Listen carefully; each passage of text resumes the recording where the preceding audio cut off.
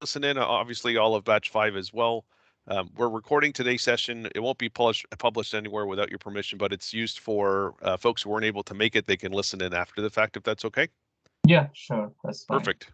And so with that, guys, I'd like to introduce you to Sesh. Sesh and I had the opportunity to meet back in 2019 when we were just getting going with the lab. I'd spent some time with him in Sunnyvale at his office there and stayed in touch. And in fact, not last Friday, but the Friday before, Shesh Jacob, who's also joining here in a few minutes, and two of Sesh's colleagues who had flown in from Korea came and stopped by here at the lab, and we had a really great conversation about a possible partnership maybe in the future as well. So on the heels of that, I invited Sesh to come and meet with you all and share a little bit about what South Korea Telecom is up to, Sesh's roles, particularly in Jacob's role, and the things that they're doing in sort of the world of innovation, both in South Korea and here in the Americas. And so with that, again, thank you, Sesh, for your time today, and I'd love to turn it over to you. Sure, yeah, absolutely. It's my pleasure to be here. Can you guys see my slide? We can. Okay. So yeah, I'll start off with the basic slides. I think, just to give you an overview, I'm not sure how many people know about SK Telecom or SK Group. I have two sets of presentations, so I'll just run through quickly a few things. So SK Telecom is under the conglomerate called SK Group. SK Group is the second largest conglomerate next to Samsung. So we are bigger than LG, bigger than Hyundai as an SK Group. So we are known primarily in the three different sectors. Now, one is the ICT sector. We are the number one in Korea. SK Telecom, we are, I think, roughly about 30 to 40 million subscribers, and we have about 45% of the market share. We are the largest telecom operator in South Korea. And most of you guys, if you've heard the news, I think SK Telecom, we are primarily known in the 5G space. I'll probably share another slide deck. But just to give you an overview, we are roughly about 314, it's 100 to 150 $1 billion market cap, which is second largest in the next to Samsung. So this is the 104 is basically according to 2021, and we had a recent number. So we, as you also guys know, we are also big in the semiconductor business, the SK Hynix. We acquired a Hynix some time back, and we also acquired Intel's NAND business, and we did some acquisition in the Toshiba semiconductor business as well. So we're quite active in the semiconductor business. We are also big in the oil and gas sector in Korea. We have our own refinery. So there are many different things what SK Group does, apart from telecom. This is SK Innovation, SK Energy, SK Chemicals. We own hotels. We even own, I just got to know we even own golf centers in South Korea, which I wasn't aware of it yesterday. So it's pretty big. So we're SK tradition-wise, it's been almost 50, 60 years company that has been trying to acquire many different assets, and that's how we have been growing in many different verticals. So we are in the retail business. We acquired Shopkick. I don't know if you guys know. We did a lot of these acquisitions, and we grew more on the different vertical segments. The focus at this office, I think, maybe just to give a little bit more about this, I think this is a little bit outdated slide deck. I'll share the one that I think is more relevant for this is, give me a minute. Sure.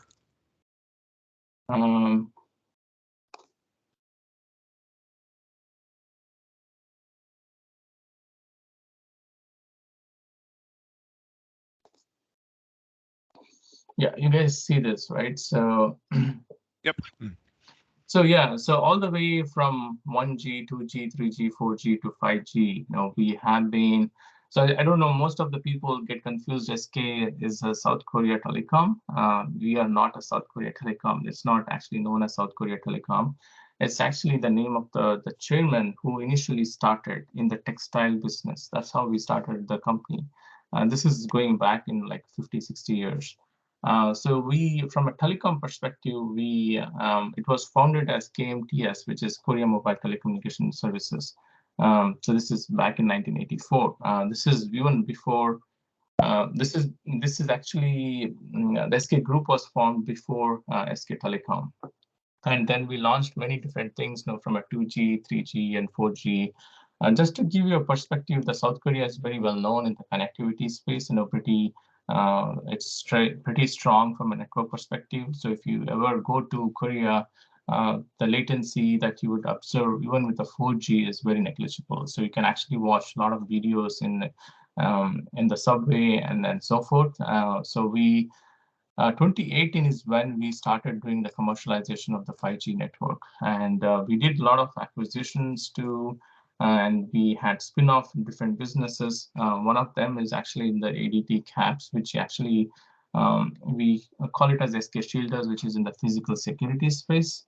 We were big in the quantum technologies, and we acquired ID Quantic, which is also falling under the group of the physical security umbrella.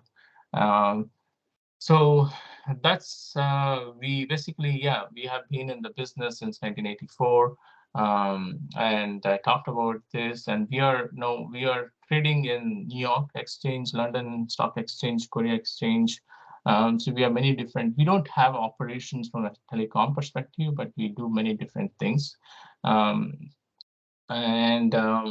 just to give a little bit insights into this one. So recently in the news, SK Telecom used to own many different assets. Apart from telecom, we used to do OTT service. We used to do the mobility business. We had physical security business. We had retail, everything under SK Telecom. From a shareholder perspective, we decided to split the company into two different things, SK Telecom and SK Square.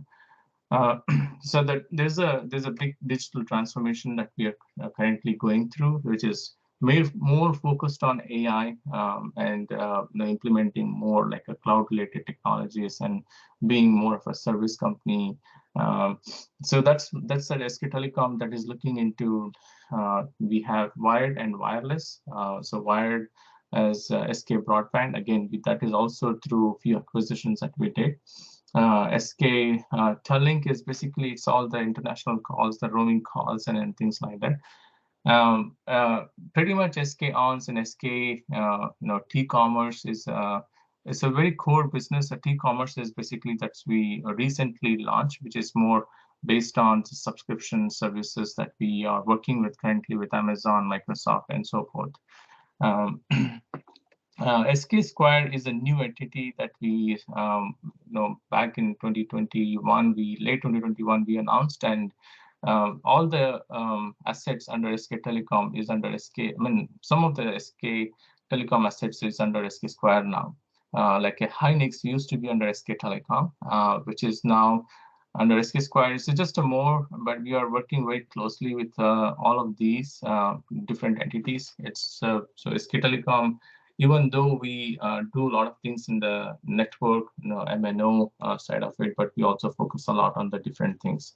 So, for example, SK Telecom does a lot in the physical security space. We look into collaboration opportunities. We work with SK Square very closely as well. So the SK Hynix they also have an office in Santa Clara, very close to us. So they are focused on primarily in the memory semiconductor business. And SK Hynix, as you guys know, we are also the second largest semiconductor company next to Samsung. So we are the second largest DRAM and NAND memory. So as you see here, we have pretty much the music streaming platform, OTT platform. So we have replicas of what Netflix does, what Amazon does, right? And we have TMAP Mobility, which is basically focused on the mobility sector, but we also have the TMAP is basically like the Google Maps and Apple Maps, primarily, mostly. It's basically a consumer focused where people can look into maps, they have points of interest and so forth. And we have also a digital advertising platform called Incross. That's all.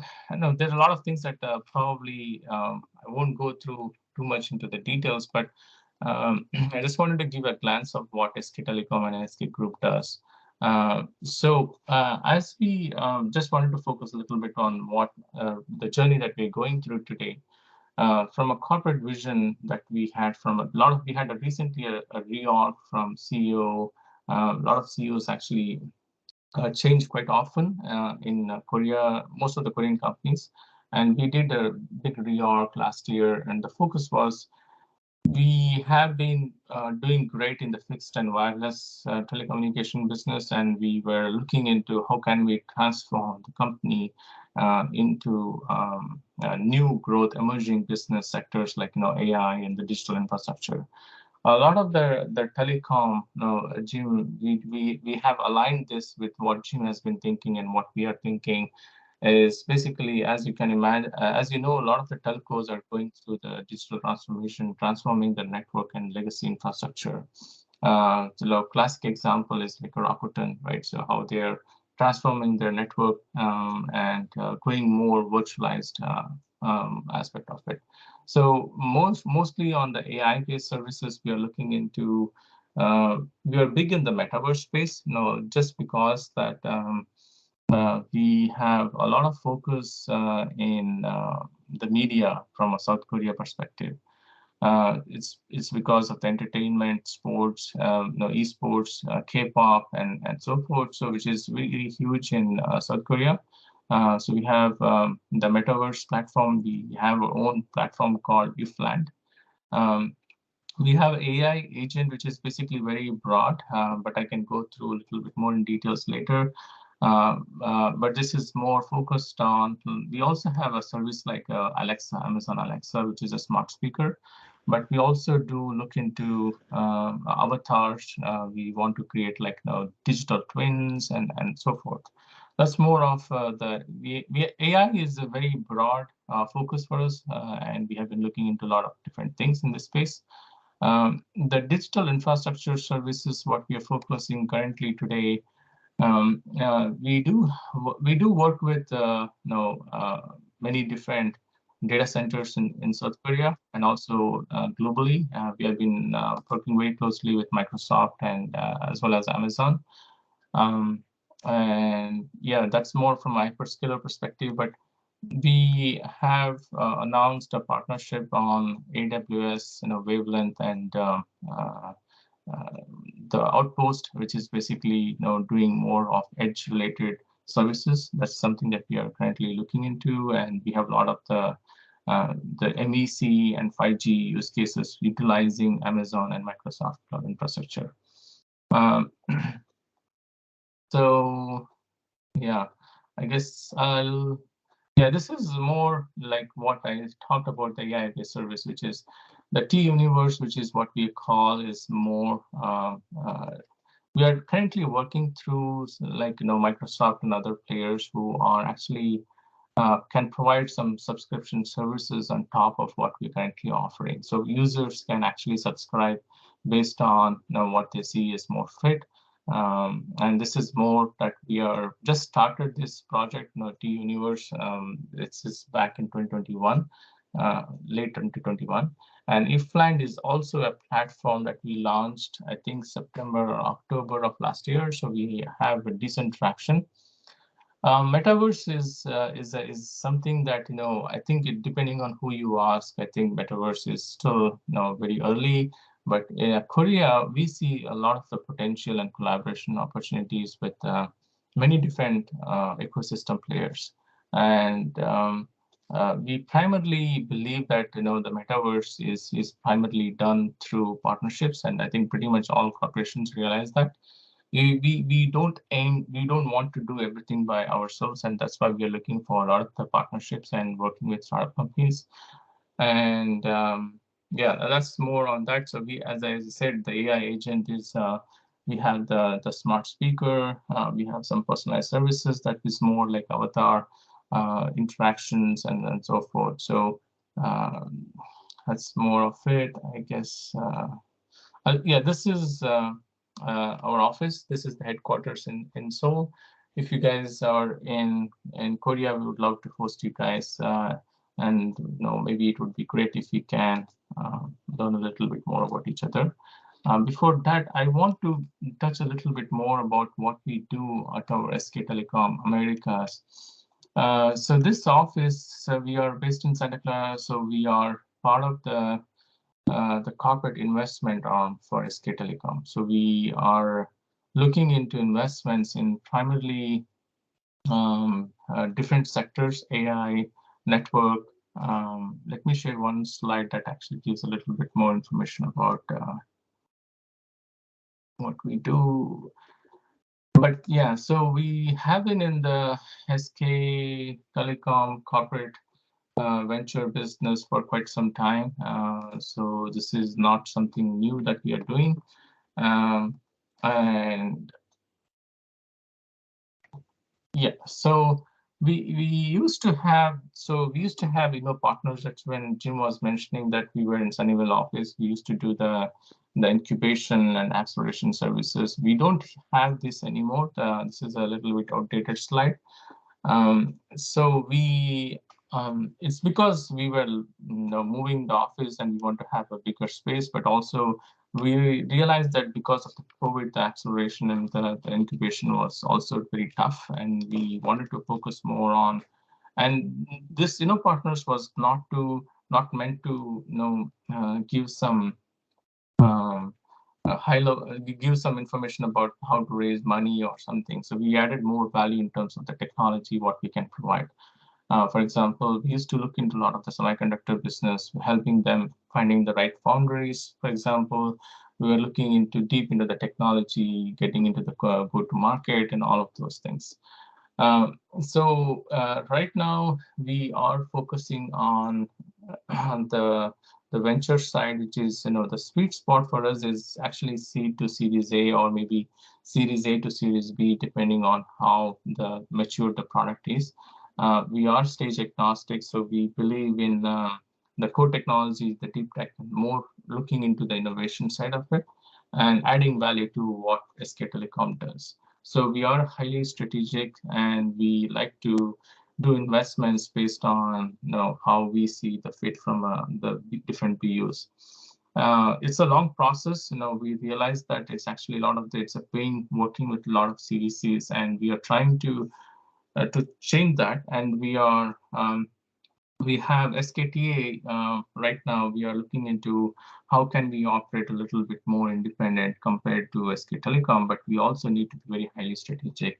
So there would be some cases where we look into companies and we believe, oh, this is a great technology, we want to invest. Maybe we don't want to wait too long before our headquarters says, yeah, this is good to go. Most often we have lost very good opportunities like that. So I think we are in the process of actually carving out portion of our fund to look into where we can actually do investments, maybe $1 million or $2 million. Currently, our check sizes are between 1 to 5, and this is based on the fund that we have. We are operating on Evergreen $100 million fund. We are actually looking into renew that fund as we speak, and we're also looking into LPs and co-GPs, and these are some of the things that we are discussing with many different corporations.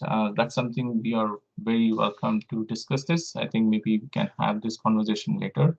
But something that we believe that we want to do is adding value to different corporates as well. Right now, when we look into co-GP and LP, we are looking for strategic partnership from different corporations, even telcos. We have been working with a lot of different telcos. We don't compete with them because, for example, T-Mobile, we recently visited them. And we have been working with Telefonica, Orange, and so forth. So that's what we have been doing. So this office also does a lot of the bigger check investments, including M&A. So we have looked into, in the past, we have done investments in the few 700 to $800 million investments from this office, and we have done big M&A, not really M&A, but pre-M&A kind of opportunities that we have done at this office. So that's at a very high level, and I guess maybe I'll stop there. Just briefly, I've been with SK Telecom for about 7+ years now, and and my background. So prior to this, I was with Orange and Huawei, leading the innovation centers, and so forth. So yeah, I come from engineering background. I've been in the corporate strategy, corporate planning, and being in the investment side of it. Excellent, Sesh. Thank you so much. So many places to start. One of the obvious questions that I had for you. Thank you for the overview of SK Group. Clearly, you're not just a carrier, but really a multi-headed operation of chemicals and oil and gas and semiconductors and the such. So one of the questions I was thinking about asking you guys last couple of weeks back when you were in the office, but I forgot to ask, which was for the things that you do in terms of investing directly into the teams and maybe even working closely with startups. How possible is it for you all to reach within the bigger SK Group to collaborate with the startup? So for instance, if you're working with a startup in the oil and gas world and you find them quite interesting under South Korea Telecom because of services and use cases that it supports, are you all actively working inside SK Group proper to help expose those teams to other aspects of what makes up SK Group? Yeah, our primary focus has been in looking into what SK Telecom wants. I think that's our focus. We are, keeping our eyes and I think very wide, but also we are being very focused on what SK Telecom really wants it. To navigate with what SK different entities under SK Group that might be strategic or synergetic, we can definitely reach out, but I think that is probably, to be very frank, I think it's a long process, and I think we'll have to navigate through different people. My colleague Jacob is here, so maybe Jacob, you want to do a quick introduction, or maybe you want to give a quick insights what you Sure, think? sure.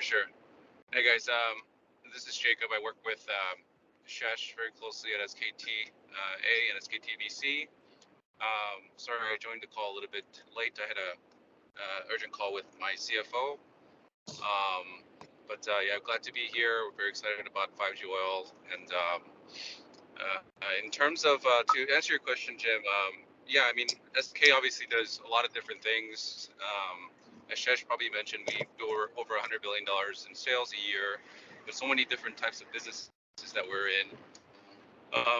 I did have a chance to work in corp dev within SKT, and we'll get opportunistic deals that may not strategically fit with KT directly, but it might be something that could be of interest for SK Networks or SK Innovation or oil. So although we don't directly engage with them on a day-to-day basis, there's been circumstances and occasions where we would get introduction to those our entities and connect and introduce those deals. And if there's interest from their end, we would collaborate. But yeah, we would have a dotted line, but it just wouldn't be like our core focus. Yeah. Makes sense. Yeah, sometimes we get requests from different groups saying, oh, we are interested in a specific space. Can you look into any startup companies or anything that you guys find in Silicon Valley? Either just not from a from a startup perspective, from an investment, but also looking from a very broader partnership and collaboration opportunities across different companies as well, like even big companies like Google and so forth. Yeah. Yep. Okay. Thank you for that, Jacob and Sesh. I appreciate it. Metaverse was a topic that we talked quite extensively about while you were all here a couple of weeks ago. And so I'd like to go just a level deeper. I know as an industry, we're early in the metaverse journey. I'm curious to get or to have you share your perspectives on what's really interesting for you all today in the metaverse world. And it looks like there's a number of services that you're looking to support on the metaverse side. So do you mind if we spend a little bit more time just understanding deeper context into what your goals are in the metaverse space? Is it totally exploration based Sure. today, or are there some specific strategies you're looking to Yeah, chase? sure. Yeah, we are big in the VR, AR. Even before metaverse, we were looking into VR, AR space quite a lot, and we Yep. have been big in the gaming. Esports is one of the things that we have been doing a lot of things. Now, gaming is a huge thing in Korea. We are exclusive resellers or distributors of Oculus in Korea. We have been working very closely with Meta. We have very strong partnerships in that front. We have been also looking into XR. We are looking into more like a content strategy. Like for us, we have all the devices in Korea, and all the way from content creation to consumption, how people actually consume the content and what are the things that you can do. In fact, we have a Jacob, do you want to give some insights about the offline, or do you? We have a presentation on that. I don't know if we have all the time to go through it, but Yeah, uh, yeah. In terms of we have a big metaverse focus and AI focus, especially with the new CEO on board, and even before that. As Shesh mentioned, we have developed our own metaverse platform called Ifland that we launched later part of last year, Hmm. which is doing good. We just and we also have a internal team that is working really hard to, obviously advance the platform. But there's so many things that we want to do with the platform that just the team doesn't have too much capacity. So we're looking at working with startups and different solutions that we can possibly add on to the platform via acquisition or investment or even partnership. um, you know from like different like channel perspective as well, channels perspective as well. Obviously mobile and VR is an interesting area for us just because of that Oculus exclusive partnership that we have in Korea, both online and offline.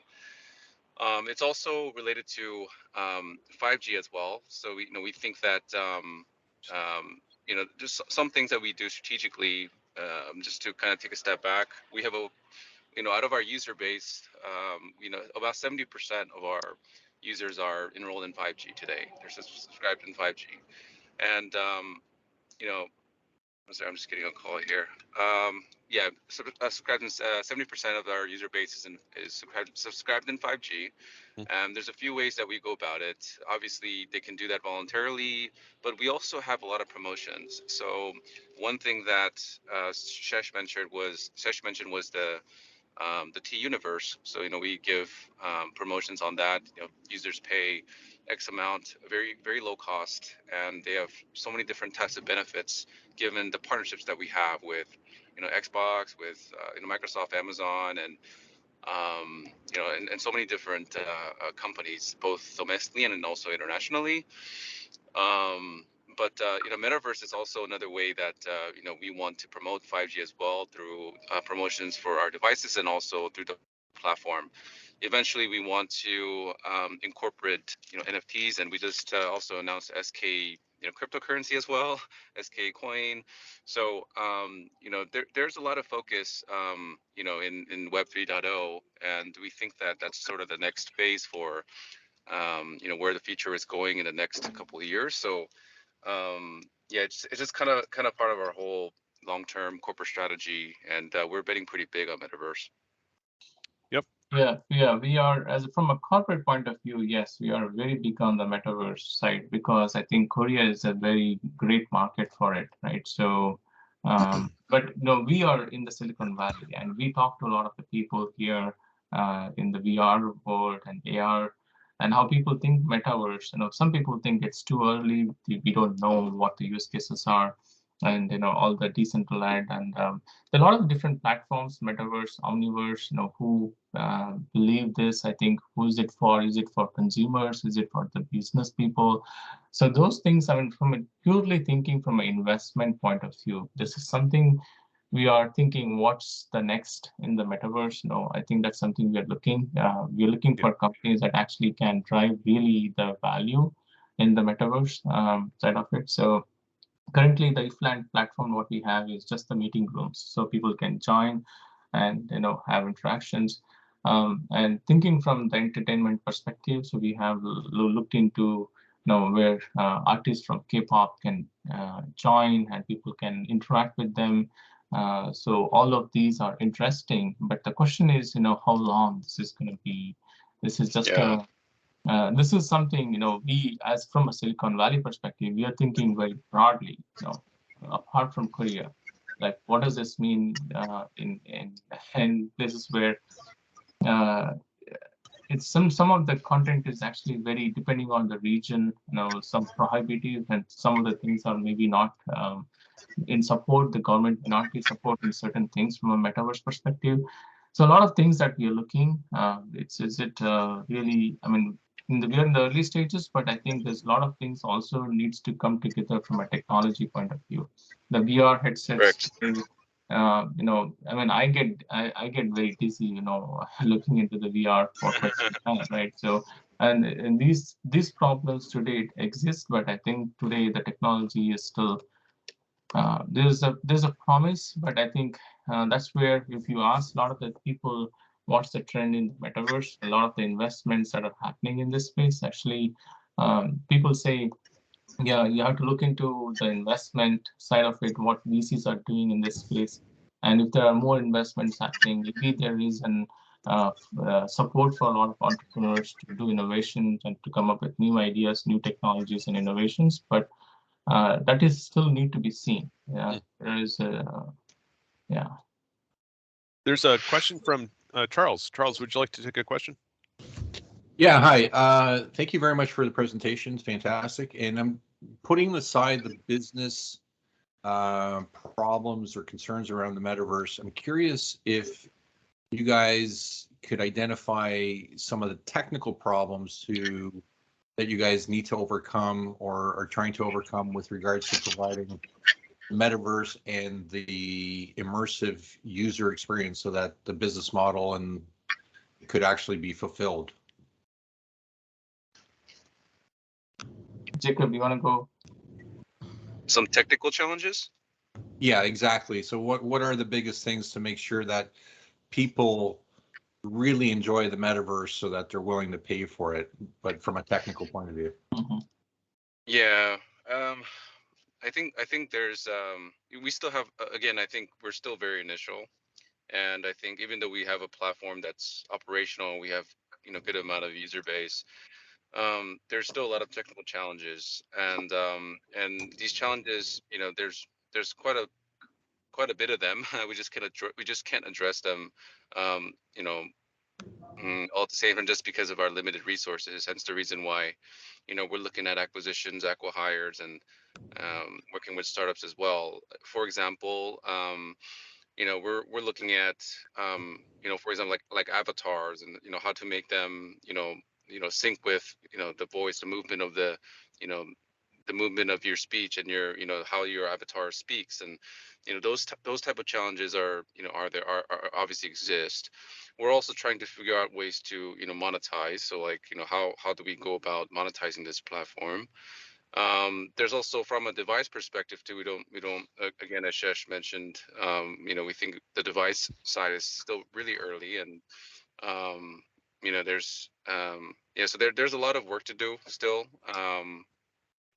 And yeah, I mean, I think the biggest priority right now for that I'm getting requests from the IFLAND and Metaverse team is that they have all these issues, and not issues, but they want to solve all these priorities that they have, but they just don't have the capacity to do so. So we're looking at acquisition opportunities for acquire for Unity-based developers to address them. But yeah, many challenges, to be completely transparent. Yeah, so yeah, I guess I mean you can break down the technology challenges into many different things in the metaverse. For us, it's the devices, it's actually the processing capabilities, it's the storage, it's the Yeah. connectivity part. Where do you process it?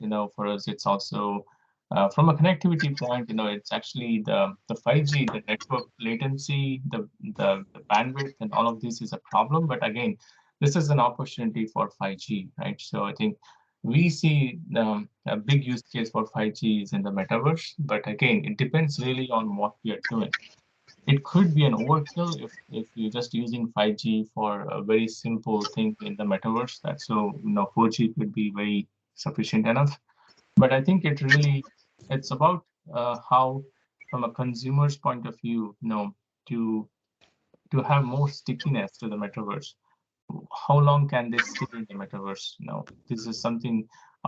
Those are the problems that we are looking from more from a consumer perspective to see how we can address that. That includes everything, all the way from devices to the processing capabilities, even the microprocessors. Even Qualcomm is looking. We are working very closely with Qualcomm Mm. to see how various things are what we can do from a processing and so forth. So Just as a follow-up, if I wanted to suggest a solution to the avatar lip syncing problem, who would I need to contact? can contact either Jacob or me. Yeah. I'll put you in touch, Charles. And Vikram, I'm probably certain I'll put you in touch with him as well. Do you Yeah, want to go next with your question? And then yeah, Laura Lee, it's maybe? perfect timing. Yeah, because Shesh Jacob, this is very helpful. So what Charlie's alluding to is this challenge you're mentioning about syncing voice and avatar. It's something our Mm. application enablement could solve. I mean, obviously in theory, but it's definitely worth the Mm. future conversation. Furthermore to that, my question would be, so since you're talking in about the metaverse, and Shesh, you mentioned it, right? Clunky headsets. I remember mid-90s, I still remember I was Fairview Mall in Toronto, and you'd put on these headsets, you'd feel like throwing up, right? We're still not there yet. And I Right. was at an interesting session last month with someone from Nokia Bell Labs where they use a term called the Internet of Senses, right? Where the digital world truly feels, smells, tastes like the physical world. So when SK Telecom's talking about doubling down on the metaverse, is that what you're going towards as well? Is that it's not about these clunky headsets where like you can actually truly transport yourself in a truly digital world? Right. Yeah. So actually, as you said, we are looking into different sensors. Actually, me and Jacob, we were at the GDC conference. We met one of the company that actually you can actually interact with the metaverse, using a touch as an interface, right? So, no, it's just not enough to have put your goggles and then, look into the metaverse, but you also need to feel that as if you're in the real world. Um, Right. we have looked into companies that actually does smell, but I think we are still, this is a very research, I think it's not there yet, but I think, but definitely we are getting there, right? So that's something where we're looking how eventually this, we have been looking into, when I say devices, we have been looking into, even though we are exclusive distributors of Oculus, we have been also looking into various innovations that are happening where you don't need to wear goggles, like in the HoloLens and the holographic displays, and with where you don't need actually the headsets, right? So headless devices is something where we are looking to, but we are not in the device business, right? So we rely on companies like what Samsung does and what we rely on what Intel does and Qualcomm does. So we look into what we can do, and if there is a connectivity issue or from what we can provide from our end, I think we look into it. But again, it's an ecosystem play. So that's yeah. And one small follow-up question on that. A couple of reports I read. One was actually a Qualcomm report that actually mentioned that 5G may not be suitable for metaverse type applications. You're really looking at 6G or even 7G, where they're embedding within to the 3GP specs those real-time network programmable APIs. Just wondered your thoughts on that. I guess we cannot talk too much about the 6G. We are not there yet, but yeah, I think for us, what we have been seeing in Korea, even without 5G, the network latency and the bandwidth issue is pretty good in even with the 4G, right? So even before metaverse, a lot of the content that we used to consume or even create, we have a volumetric video capturing system. We have a jump studio, which initially we started even before 5G, right? So those are some of the things that depending on, again, it really depends on how the network is matured, which region you're focusing on. But South Korea is pretty good, even with the 4G. I believe that 5G is sufficient enough for a lot of things that we can do. Yeah, definitely. Like, I think just to add on to that, 6G, 7G. Yeah, I mean, obviously, I think that would be amazing.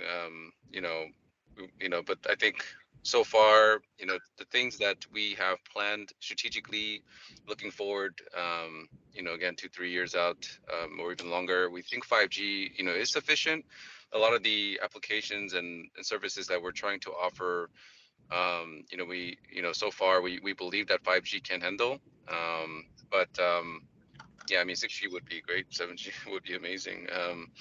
But one thing that I do want to add on to the metaverse element, and I know Shesh touched on this a little bit, is around media, entertainment, and K-pop and gaming. So SK and SKT, we're much more than just a telco, right? So we have all these assets that we did a horizontal split.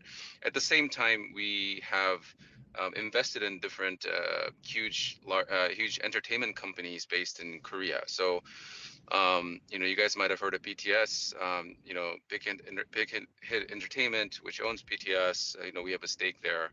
We have a stake in P Nation, which is Psy's Gangnam Style's entertainment company, and so forth. So we have stakes in different entertainment companies with a strategic vision that we think that we can take these concerts virtual through our metaverse platforms. And we're trying different initiatives with them, and a lot of projects are underway. At the same time, esports as well. I joined the call a little bit late, Shesh. I'm not sure if you mentioned T1, but we have we have a esports franchise called T1, which we spun out and did a joint venture with Comcast. We think that eventually, the metaverse and even virtual reality could be obviously applied to esports, which is huge in especially in Korea and APAC and across the world, really. And so we see a lot of opportunities there in the entertainment side. Thank you. Corey Lee, you've been patiently waiting, and then Raj. Yeah, thank you.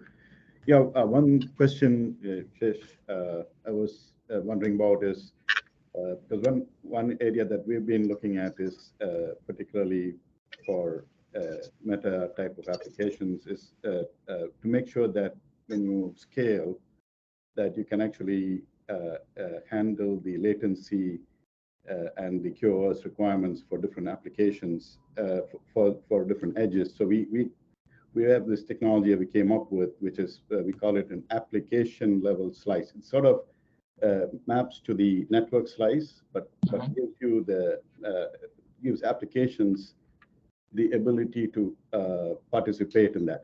As Vikram had just mentioned, how you would program it. Well, you can actually select it through an application slice, and that would actually give you the latency that you're looking for from an application standpoint. But we make sure that that is constantly monitored and given to the application developers in a dashboard that they can actually observe what is the latency they're getting for their different workloads and which are deployed on the edges.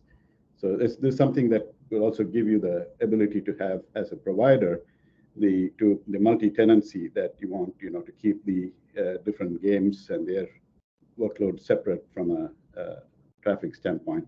So that was something that I was just wondering, was that an area of something you've been looking at? How do you scale out and address, in a broader sense, the market for these low latency applications? Yeah, very, very applicable in the gaming sector, right? So I think it's when you have a lot of people doing the gaming, and latency is something we have But again, I want to re-emphasize that the network in Korea, sometimes you don't even observe so much of a latency as compared to any other different geographies. So sometimes it's not noticeable, but again, this is very crucial when you have many different people in the gaming sector where we would like to know the latency across different workloads. That would be really helpful. But are you focusing in the gaming side, or are you? We have some customers in the gaming side and in other applications also. But I see. Gaming, yeah, AR gaming and so on. Sure. Yeah, we can take a look. I mean, yeah, that's something. Yeah. Raj, I sent a note introducing you to Shesh and Jacob offline. Okay. Sure. Thanks. Yeah. Lori Lee, sorry for That'd be skipping great. over you, Yeah, my love friend. to chat. Would you like to go next, Lori Lee? Sure.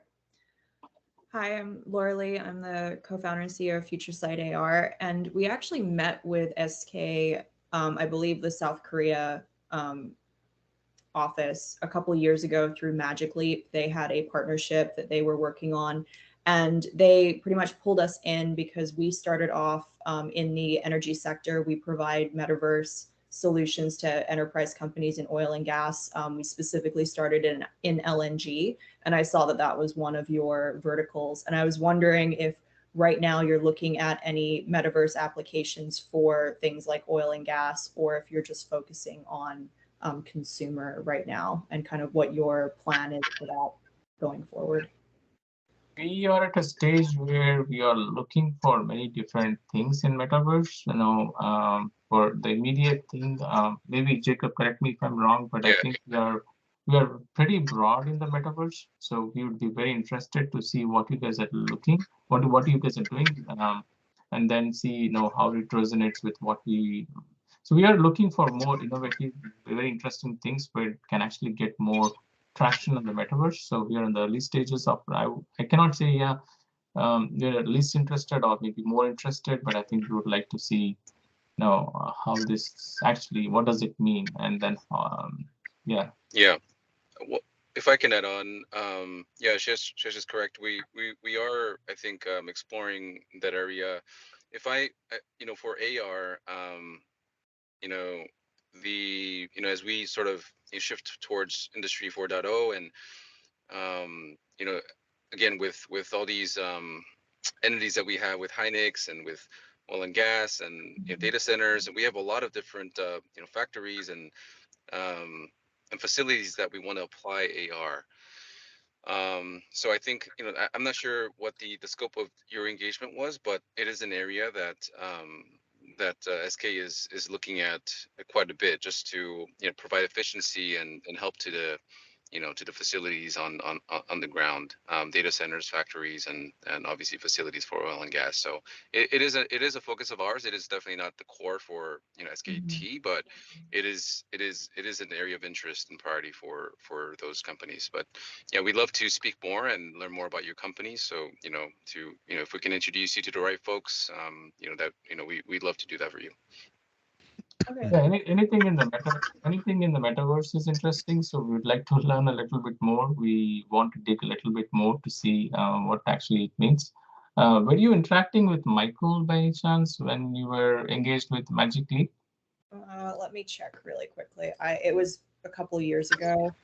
Okay, yeah. So Michael Lesniak. So I think we were actually looking into a partnership with Magic Leap for quite some time. So I think our office was not involved directly, but we know the folks very well. Yes. Yeah, I'm just looking now. I don't think I was That's fine. No worries. Seed on those because we're a alliance partner with Magic Leap, so they can sell our software. But yeah, I can dig a little bit further, and I saw Jim already sent an introduction email, and we can follow up offline. Thank you, Jim. You're welcome. Thank you. No problem. Well, we just scratched the surface on metaverse, and we're almost at time. I guess the last question that I had for you, and this probably warrants a bigger discussion, but as we all talked about, Shesh and Jacob, we're very much focused on enterprise use cases here at the lab, and we have a number of teams that are very much focused on where the enterprise opportunity is going, both in edge computing and connectivity and such as well. And so If you were to sort of speak about the highest priorities as far as you can see today in the enterprise segment, I know it's a really broad segment and a really big question, but I'd love to just get a sense from you both on what areas within the context of enterprise and digitally transforming enterprises are you most looking into today that you're interested in? I guess private 5G is one big area that we have Private 5G, yep. Private 5G use cases in general. Yep. So I think that's one. Automation is big in the enterprises sector. So we have been looking into automation because one, SK Hynix, if you think from a semiconductor business, it's a very the innovation speed that has happened in the semiconductor business, from an automation perspective, has been very, very slow. So we have been looking into in the automation side of it. We have been looking into just transforming the traditional enterprises into the digital enterprise, like industrial IoT, 4.0, whatever we call it today. The connectivity is at the edge. The data privacy is a big thing in the enterprise sector. So a lot of the things, that's why we look into private 5G, because the data regulations and the data sensitivity, the privacy aspect is very huge. And Korea is a very strict, in terms of the regulations, the data regulations and so forth. Right. That's one thing, but security is a very big thing, so very broad. I think all the way from how traditional enterprises are securing their workloads, securing the perimeters of enterprises today. The firewalls are being extended beyond what it used to be. So yeah, I mean, all those things, I think that's something we are looking, but also the nature of the data centers, how they are transforming. Yep. From enterprise point of view, co-location. Is this something that's going to coexist, or is it going to be is it completely driven by edge computing? So all of those things. So it's pretty broad. But Jacob, do you want to add anything? Yeah, I think you hit most of them. I think just to reiterate, maybe on the security side, I'm not sure if Shesh covered. We also have a security business as well, both physical and cyber security. Recently, we have merged those two companies, and we're calling that SK Shieldus. And yeah, I mean, we've been getting some interest from the Shieldus end. About privacy as well and data, and as SK, we have tremendous amount of data that comes in, not just from SKT, but just across the whole SK group. And this is one way we work together as a company, is creating. We have this ultimate vision of creating a data lake, and obviously cybersecurity and is a big part of that. And one thing that we're kind of looking at is is SASE and those types of security that is going to really help protect protect us from breaches and all that. So cybersecurity is definitely one of them. Enterprise business case, there's a few areas that focus, as Shesh mentioned, but we're still at an exploration phase. Yep. Hence the reason why we're working so closely with different telcos around the world. And the major topics, when we speak with them, is obviously 5G case sharing. What are you guys doing? What are we doing? What can we do together? We feel that we have a good idea of what we want to do, but we're still kind of exploring, trying to figure out, what the killer application or killing use cases for 5G. But 5G enterprise is definitely our priority. 5G consumer is also interesting, but enterprise is definitely first. Excellent. Well, Jacob and Sesh, I know you're both quite busy. I don't want to take too much more of your time, so thank you for a great session, a great conversation. I've already introduced you to a few of our teams, but I suspect there might be some others from the call today that would love to be introduced to you. Is it okay if we just proactively send you notes and introduce them to you? Yeah. Absolutely. Please feel free. Okay, awesome. Awesome. Well, hey, about 2 weeks ago, I sprung this opportunity to have you guys come meet with the teams, and you jumped at it. So thank you very much for doing so. We look forward to continuing our conversations and hopefully finding a way to partner with SK longer term. So thank you again for your time. We appreciate you joining us this morning. Thanks. Thank you, Jim. Thank you, Josh. Thank you, guys. Have a great rest of your day. Thank you, everybody. Appreciate it. All right, cheers. See you. Bye. Bye-bye.